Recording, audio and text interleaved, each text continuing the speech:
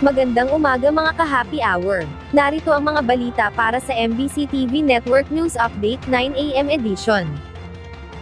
DOH Chief dumipensa sa mga nagsasabing walang pondo ang PhilHealth sa 2025. Dumipensa si PhilHealth Board of Directors Chairperson at Department of Health Secretary Ted Herbosa sa mga nagsasabing walang pondo ang health state insurer sa 2025. Ayon sa kalihim, mayroong pondo ang PhilHealth para sa susunod na taon, kung saan napakalaki ng inaprobahang budget ng board ng PhilHealth na nasa 284 billion pesos. Paliwanag pa ng kalihim na ang subsidiya mula sa gobyerno ang nawala.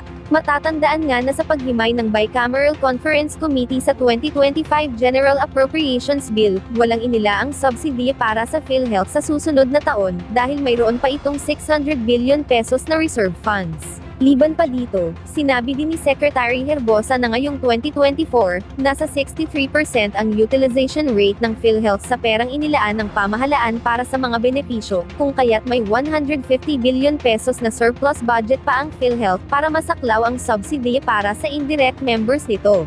Kaya't huwag aniyang maniniwala sa mga nababasa online na walang pondo ang PhilHealth dahil ito ay mali. Kaugnay nito, sinabi ni Secretary Herbosa na mas malaki ang 150 billion pesos na surplus budget, kumpara sa 74 billion pesos na subsidy ang hinihiling ng PhilHealth para sa kanilang indirect contributors. Kaya't aniyang matustusan ang lahat ng mga benepisyo ng mga miyembro at walang mawawalang benepisyo. Ang mga nananakot lang aniya at nanga-agitate ang nagsasabing mawawala ang benepisyo ng PhilHealth.